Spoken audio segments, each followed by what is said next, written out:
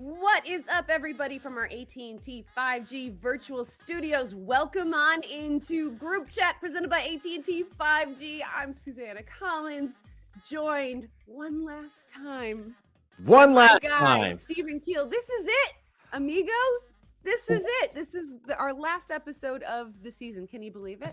I mean, we were talking earlier, like looking back to where we started to where we've come. I mean, well, first of all, what a season, right? Months and months and games and hundreds of games all comes down to this Sunday. It's crazy. It is just It's insane wild. that decision day is literally hours. If you're, that kind of person that counts that way, hours away. Yes. It's going to be madness. It's going to be literal madness. 13 matches in one day. I can feel the anxiety already starting to percolate. For those of us who have to cover and all that stuff, like, that's a lot of matches. It's not easy. I just want everybody to know that a decision day is as fun and entertaining as it is on our end of things. It can, man, it's a real test. It's a real endurance test of sanity, I would say. But we're looking forward to it. It's going to be great. Before we get into the nitty gritty of what's on the line on Sunday, on decision day, we had another rebrand. Oh, yeah, we did. Yeah, we did. I just want to point this out. Oh, what is up, New England Revolution? Yes. So they unveiled their new, it's this rebrand, it's this new crest with this very cool kind of stylized R. My favorite thing about this, Keel, because I do love it. I think it looks really, really sharp and cool and very true to the club, their origins, all of the meaning behind it is great. No FC. Right. No, and they made a point to say, like, we're not adding an FC, like no FC. And I was proudly not another FC. They stated that clearly. I like, first of all, I'm with you. I dig it. And I think one of the most crucial spots, and anytime I think you do a rebrand like this, is the involvement with the fans, supporters. We're constantly involved. And basically they were like, look, we like the name, the New England Revolution. We don't want to change that. So they kept the name. But I dig it. And what a great time. If you're ever going to do a rebrand or anything like that, you should do it when your team's in first place. Best team ever. Yes. Just have to set the single season record for most points. Supporters Shield champions. Like, if there's ever a time to do a rebrand, now would be it. So, I do dig the logo. And I think it's, with the proudly not another FC. So proudly not another FC. No, I think it's great. In a similar way that we saw the Chicago rebrand happen this year. I love that they took the temperature of the actual supporters and got input from the people that are watching the club, that support the club, that pay money to support the club. I think that was so important. And again, it kind of stays true to their roots and their identity as a club. So well done. Just a reminder that, guys, we won't say official farewell to the crayon stripe flag. You get to enjoy that throughout the playoffs. Yes. So that's pretty cool. This won't go into effect until I believe mid-December is when they'll kind of rebrand with all the new merch and the crest and all of that. So we have hope, maybe depending on how it goes, got a couple months left. Yes. The OG. Could they lift a trophy with one of the original logos? Totally possible. It's more than absolutely. So we will see. But I did like the old logo. I like the new logo, but we keep trucking along. We do. We sure do. All right. Time now for group text. And obviously we are all texting about decision day. Decision day this Sunday, starting at the East Coast games, 3:30 p.m. and then the West Coast games, 6 p.m. Eastern. Okay.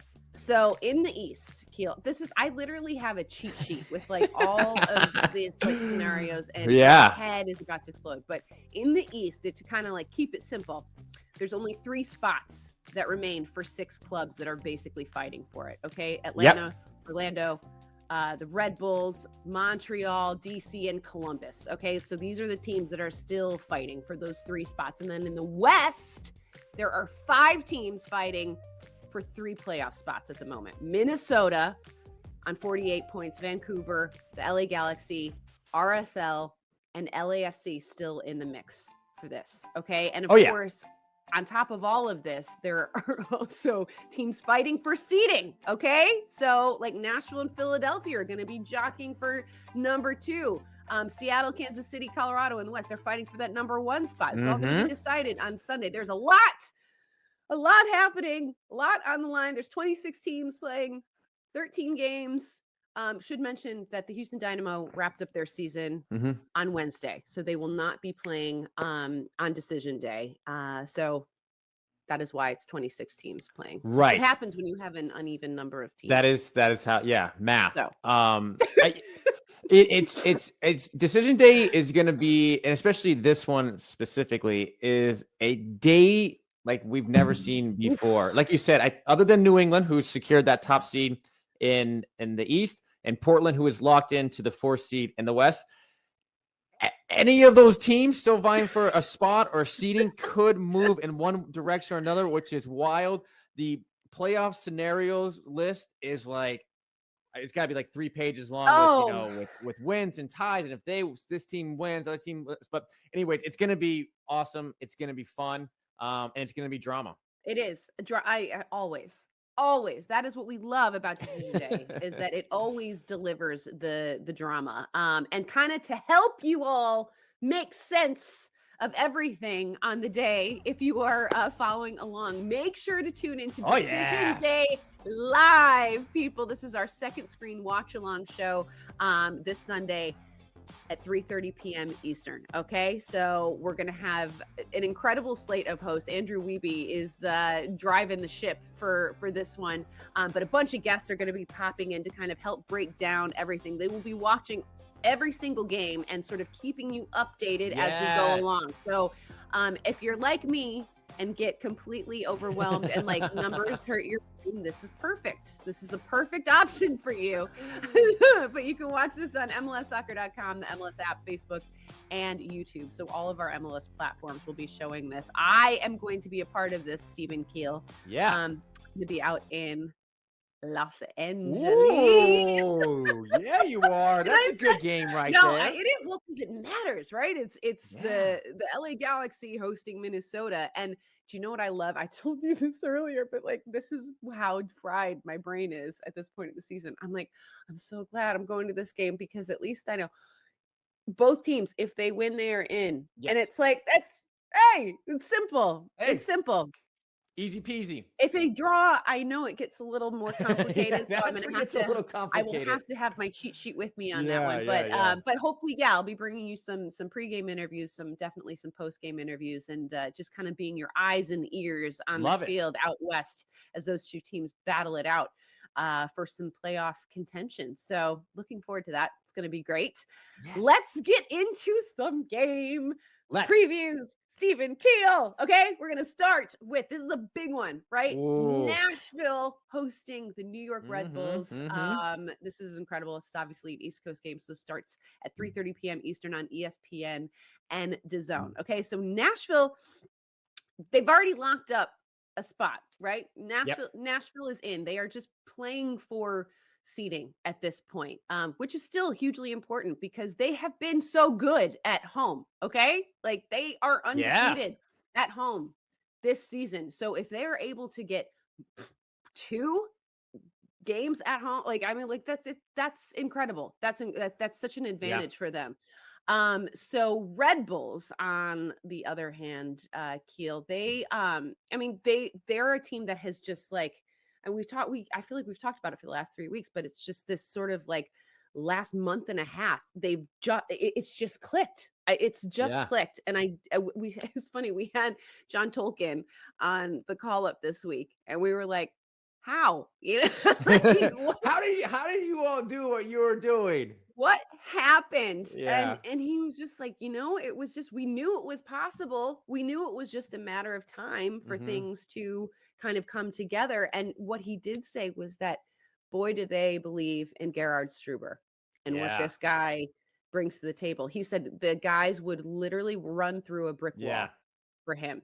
And I was like, man, that's, that is important. And that is also important for a team that has faced adversity, and a team Oh that yeah. historically has made the playoffs forever. I think Yeah. it was like the last 10 or 11 years. And then it Mm-hmm. was like suddenly they were on the brink of not even being in contention.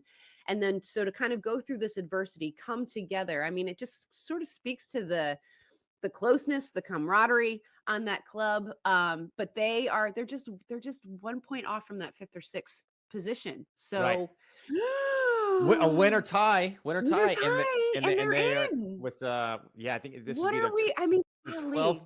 12th consecutive year making the playoffs, which in itself is awesome. So, and you look at this game, kind of, I think you look at two teams. Well, first of all, you look at Nashville, a team that they continuously find ways to get points, and whether it be goals to draw or low scoring games to win, but they just continue to find ways Mhm. to score points. And these two teams are both two of the better defensive teams Yes. in MLS, right? They've each conceded 32 goals, tied for fewest in MLS. And so I think for Nashville is, can they get back to keeping clean sheets? Yeah. Joe Willis leads the league, tied with actually Red Bull's Carlos Cornell, most clean sheets, 13. But they haven't kept this clean sheet in 4 games. So I think Gary Smith is going to be stressing, we got to keep a goose egg. We got to keep a 0 against Red Bulls this weekend. And then allow your players to go for it. Hani Mukhtar, what a season, huh? What a season. Making a case for MVP, 15 goals, 100%. 12 assists on the season. And like you said, Nashville, so dominant at home. They want to make sure they can play as many playoff games at home as possible at Nissan Stadium, where they've been so good. And on the other side, Red Bull, right? We talk about teams being good defensive. Over the past 11 games, they've only allowed 4 goals in 11 games. That's incredible. So no, it is. They got to continue to keep the clean sheets. And then going forward, you expect players like Fabio, Christian Casares, Caden Clark to kind of step up and to find that match winner that they absolutely need. So this game should be awesome. It was going to have a playoff-like atmosphere, which is great, and I'm looking forward to it. Oh, also, heck yes. Before we go too far, also we got to give a shout out to Fernando Ruiz, the kit man for the New York Red Bulls. My dude spent 26 years with the club. He's been with them since the beginning. Just an absolute awesome human being. He is a master at his craft and an even better person off the field. So he's retiring after this season. The Red Bulls have been in special hands, but they will continue to be in special hands as his son, who's been with them forever. Stop it. Been over a decade with the team as well. Will now take on full responsibility as kitman. So that's amazing. Fernando, we love you, buddy. Great job and enjoy retirement. So just wanted to get that in. One of those, of course, you talk about legends. No, it's so sweet. And these are the legends of MLS and of the clubs. That make things happen, and that like they're that little engine that literally keeps everything running. And seeing all the tributes for him yesterday on social media, I mean, you just guys like Dax, and I was just, it was so heartwarming. Like he really made a difference. And, you had direct experience with him. You worked with him. Like, it's just, you get a sense of, the type of human being that he was and how seriously he took that job to make it easier for you guys. And that just, I mean, so worthy of all the love. It was very cool to see the tribute after the game against Atlanta. Connor Lade giving a great speech on the field, the supporters staying after, just to recognize, like you said, a club legend, a guy that's been there. Players, coaches, GMs, all have come and gone, but he's one of the few that's been there the entire time. So Fernando, an OG, absolutely. Congrats on a great career. Enjoy retirement, and I'm sure we'll see him at a game very, very soon. Love it. Okay, so we are going to do our under 22 presented by Body Armor Stock Watch Player Spotlight. And you mentioned him when we were talking about the game preview. Today we are focusing on Caden Clark. Caden Clark, 18-year-old midfielder for the New York Red Bulls, who sadly for MLS fans, this is it, guys. This is, enjoy watching this kid. right now because he's gone. He gone. He He gone. gone. He gone. He is headed over to RB Salzburg this winter. Going to be coached by Jesse March. It's kind of awesome. It's really awesome, these stories when you hear about these young American talents just getting recruited by these big clubs overseas. But he's such a special player. We have just seen these flashes of brilliance from him. He's got 4 goals and 4 assists in 2021. I loved this quote from his head coach, Gerard Struber. He said, Caden is very skilled technically and orients himself well on the pitch. He can devise solutions whilst under pressure in tight spaces. The fact that he's eager and wants to take the next step is what sets him apart. If everything continues like this, he can definitely make a career for himself in Europe. I mean, such high praise from your head coach. Yeah. And I agree with every single word that Gerard Struber said there. A special talent, Stephen Keel. What have you seen in Caden Clark? Yeah, I mean, since he joined the team in 2020, his rise has been sky rocketing. And I think we've all seen on the field, he's an exceptional player. He's an exceptional talent. At least you talked about technically the way he finds spots on the field. He presses well. He forces the opponents into turnovers. He's great in transition. And he has that ability to show up in big moments when they need a big goal, a big assist. He finds that moment and seizes it. So, and not only when he does score goals, the dude scores bangers, which is amazing. So, but I think when I look at this year specifically, is what, and kind of what's maybe impressed me the most about him is, he had the surgery, he missed out on the Gold Cup. He maybe hasn't played as much as he's liked over the last, month or so. Yeah. But his mindset and his reaction to that. If you look back to earlier this week, the game against Montreal, thoughts were that he was going to start. He didn't start. And he said after the game, he was pissed off. He said he was mad, but, but the reaction that he had was, it wasn't negative energy. He came in, brought positive energy, found the way to get the game-winning assist and contributed to the team in a positive way. So he's just talked about, in this, little first time maybe since we've seen him in MLS, a little bit of adversity, he's met it head on and is like, look, I'm going to put my head down. Yeah. I'm going to do extra work, and I'm just going to work my tail off in training to get better and to overcome this. And he's shown that he has. So I think my expectation of him as he moves over to Europe and eventually with the full men's national team is it's that mindset combined with his talent. Oh, the sky's the limit for this guy. So, I do think the Red Bulls make the playoffs, and I do think he's going to play a big role in helping them do that. Possible young player of the year. Possible. What do you think? I think there's it's a guy in Dallas. There's a guy in Dallas that I have a feeling is going to be taking home that.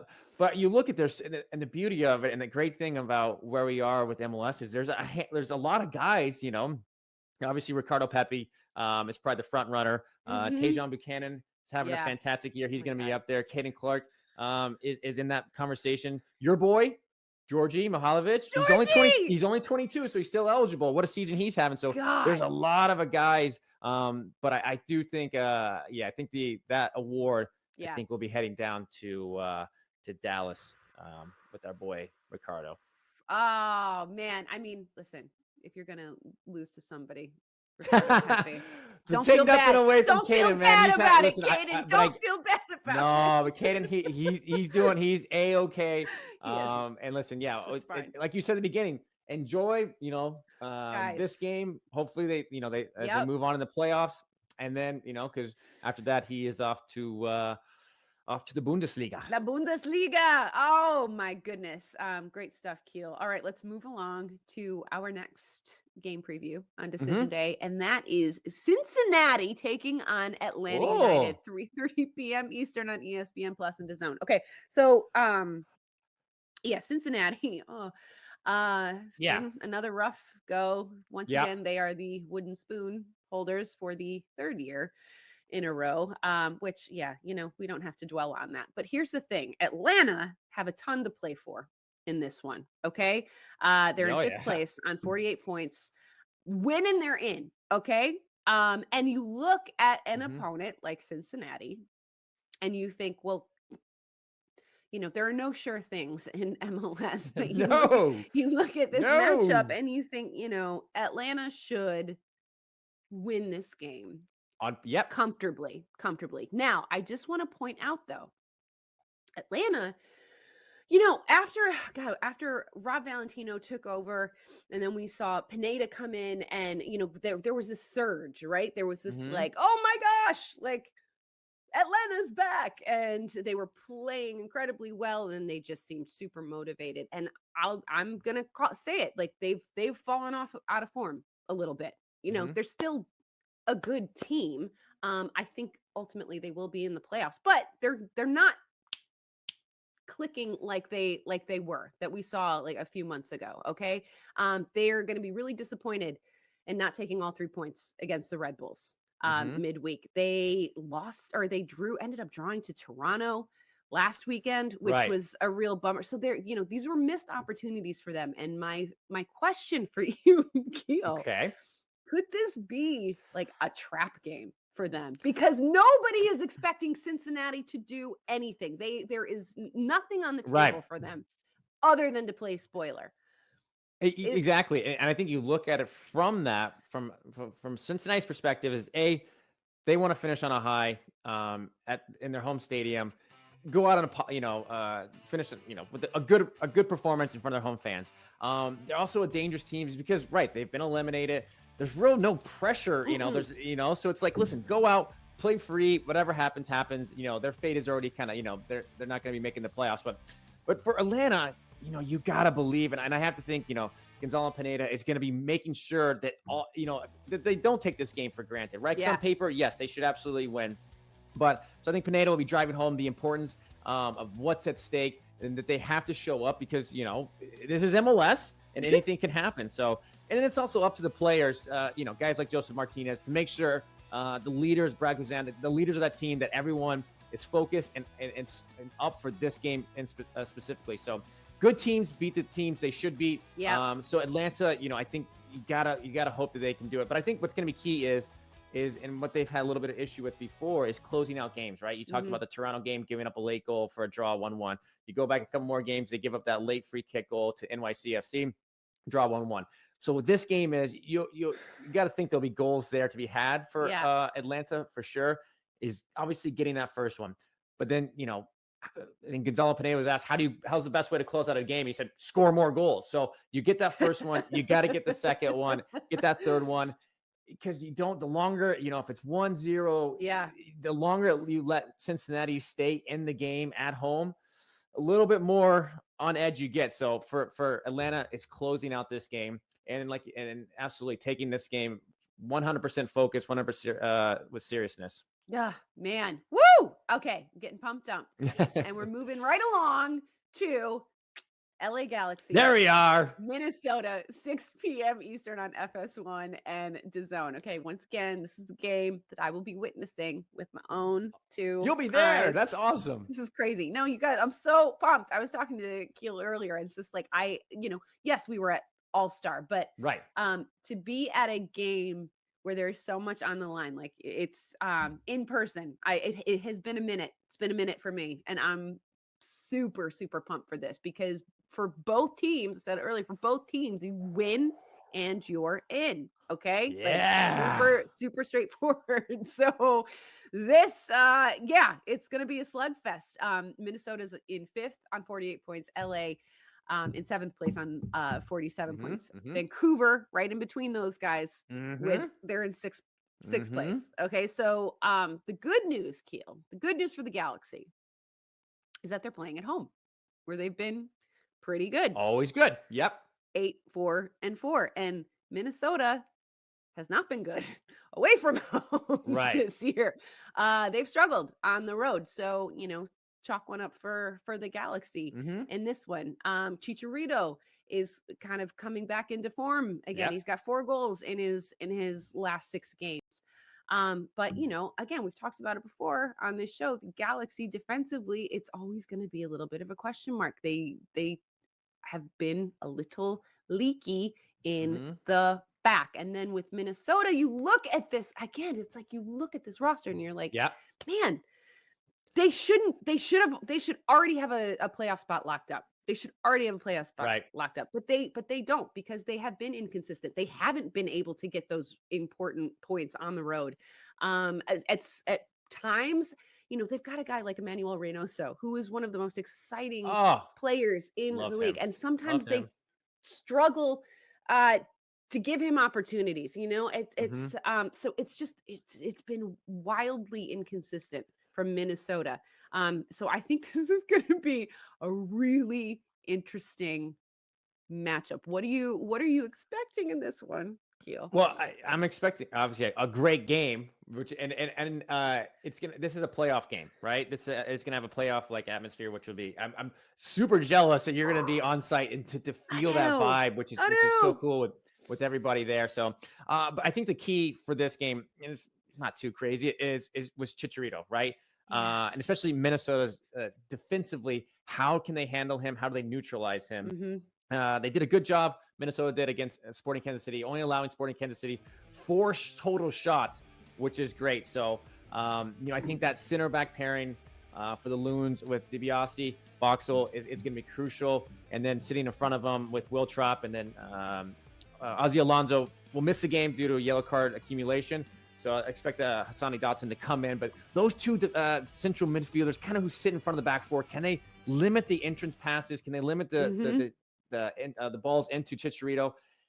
And listen, if they can kind of control him, monitor his movement, which is easier said than done because the guy is world class with his movement, that is going to be very, very crucial for Minnesota if they want to go into LA and get a win. But listen, win and your season, it definitely continues. Lose and the season could be over, right? Depending on how other results go. So high pressure, high stakes.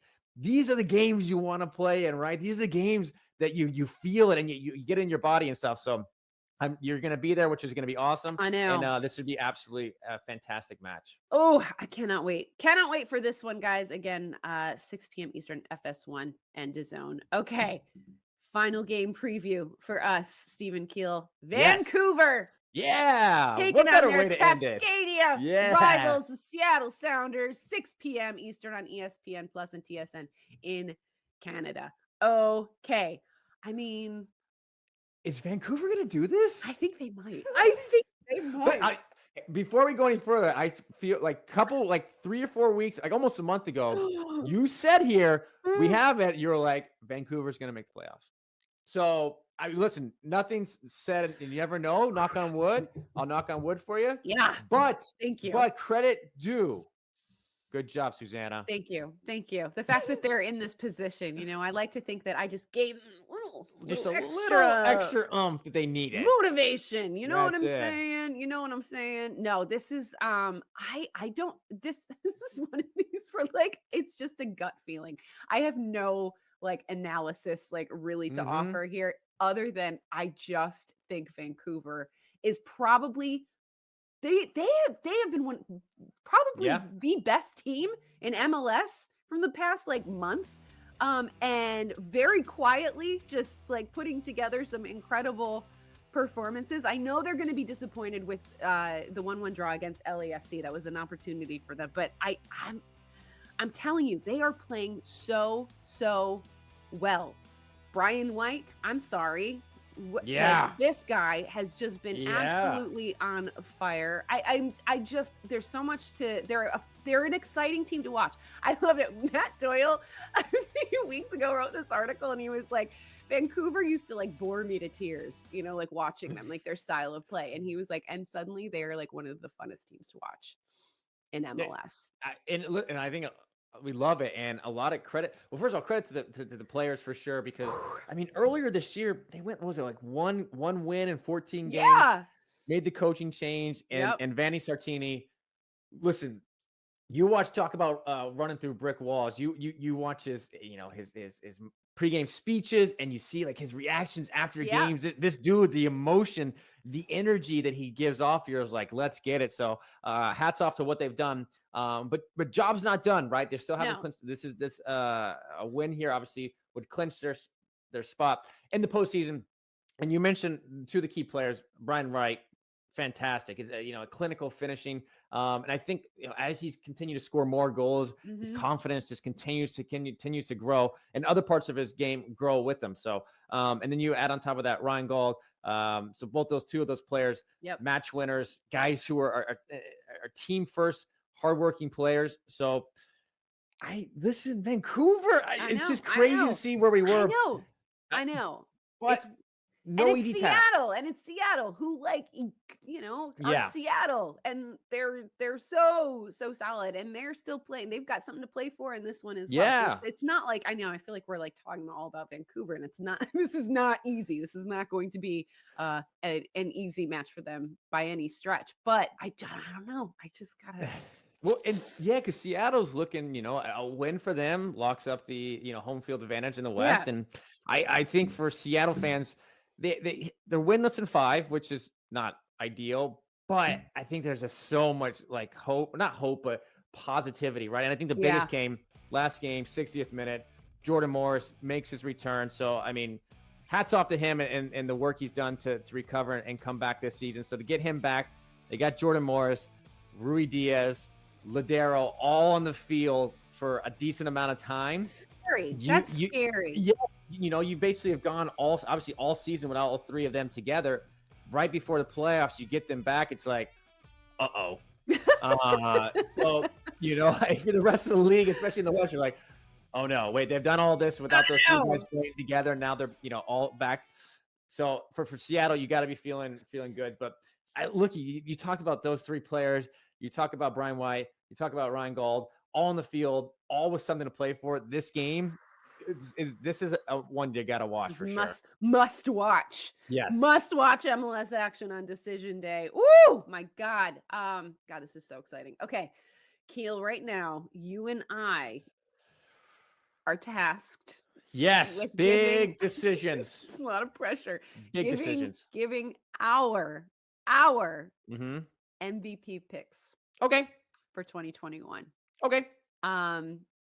This was hard. This was very hard because there are several more than worthy candidates in this category. I do believe. But I'll go first. Okay. I'll go first. I feel like there was one that was just like very obvious, but I was like, no, I'm not gonna, because he's probably gonna win. So I'm gonna give some love to I like that. You're gonna be different. Deserves it. He's gonna have enough. I think I know who we're talking about, and he's gonna have enough time for this. So you're gonna go someone else, give love elsewhere. I like that. Spread it around. Spread love. That's what the show's about. Exactly. Let's hear it. That's my mantra. Daniel Shalhoub. Yeah. Sporting Kansas City. If it were up to me, Daniel, the award would be yours because you have had an absolutely astounding 2021 season. 16 goals, 8 assists. He is also MLS's leader in non-PK goals, by the way. Okay. So, there's this whole thing. I actually think like PK goals they're tough. So I'm not on that train of like, oh, they shouldn't count. Right. They should count. But just in terms of this guy's production, he's been lethal, absolutely lethal in front of the net. He is the combined goals and assists leader. And his goals have been quality, Keel, like just really beautiful finishing. And he makes it look so easy. And I just think that he had such an incredible season in 2018 and then kind of fell off a bit the following 2 seasons, and to have this kind of turnaround this year. And I know he doesn't like talking about that, but I think it's incredible because he's put the work in. And Johnny Russell had told me that at the beginning of the season when they came into training and they were like, whoa. Like Daniel Shalhoub is kind of like a different player now. And I think that says something. I think that's a testament to the work that he has put in to get back to form, because we knew what he was capable of. And here he is, in this conversation. I am giving him my MLS MVP award. He's gotten the call up to the Hungarian national team as well. I mean, it's been so positive for him, and he's been so integral in the success of Sporting Kansas City and their consistency this year. And so I tip my cap to Daniel Shallowy. Absolutely. I give it to him. Absolutely. I'm not mad at that. I'm Okay. not mad at that at all. Good, I think good, that's a great shout. What a season he's having. Good. I'm glad we did that. Whew. So for my pick, you talked about going obvious, and I was like, I live for You're the going obvious. obvious, aren't Yeah, I'm you? going obvious. I I'm knew going it. obvious. I'm going New England's Carlos Heel. Oh, yeah, I mean. I look at it from a couple different angles. Stats-wise, he leads the league in assists, 18. He leads the league in key passes, 113. The next is Babello Reynoso with 87. Yeah. So this dude's just, and then he also has 4 goals as well. That says, you know what? Like, not only can I set up passes, but yeah, I can also score some really good goals. And then it's also important. The dude missed most of August with an injury, so it's not even, you know, like he has all of these stats, and he missed a handful of games. So, and then I take a step back and look at it from a team perspective, right? He's the captain of the Supporters Shield winning team who set the record for most points in a season. Check. The players around him, Gustavo Bo, Adam Buxa, Tajon Buchanan, all having career years in MLS. Yeah. So he's helping the players around him. Be He's like even Michael better. Jordan, you know, There you go. brings up everyone's level. And then the last part is just kind of the eye test, which I think pretty much if you watch this dude, you're like, whoa, this dude is seriously so good, right? His vision, the touch, his passing ability. His touch is insane. It's insane. It is. He so does things soft. that I'm like, oh, he's a magician. He's a magician on the ball. So it's for all of those reasons that he is going to be my pick for MLS. I mean, MVP. I get it. And Keel, I mean, he's the obvious choice. He's the I know, obvious choice. I went the will obvious not way. be mad if Carlos Heel wins because he 100% deserves it. But you know, I like what we did here, right? We spread the love. Spread the love. Those players who have having great seasons, and there's a handful of more other players. I know that you can make cases for. Hani Mukhtar and Nat. Yeah, we talked about him. Raul Ruiz Diaz, Joao Paulo. I mean, the list goes on and on. Where you're like, whoa. I mean, I know, but I know. That is my pick. Listen, solid pick, my friend. Okay, guys, let's flash up that schedule for you for decision day because this is just, I mean, let's get it. Let's go. Again, all of the Eastern Conference games start at 3:30 p.m. Eastern, and then the Western Conference matches at 6 p.m. Take your pick. I mean, seriously, it's just, oh God, there's just a lot. I feel like in almost every single game there is something to play for, and absolutely, you look at the especially the West right here, right? You take Portland, who is locked in the 4th seed. Yep. The teams 1 through 9, who are all have some movement to gain or can move, are all playing each other. I know. So it's every game has something. Both teams are like, listen, they can move up, they can move down. So this is awesome.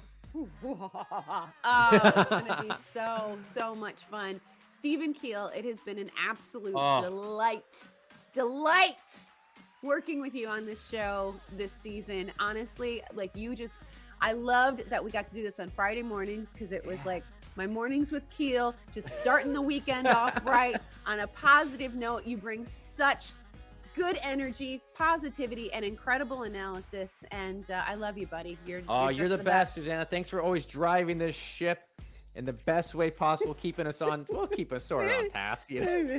Sometimes. But it's been an absolute pleasure. No one else. I'd rather just talk, just random talk. MLS, soccer, fashion, whatever. The Bachelor. Been an absolute, all of the above. So it's been an absolute pleasure. You are the best, and this has been fun. It's been real great. fun. It's been great, guys. Thank you for tuning in all season long.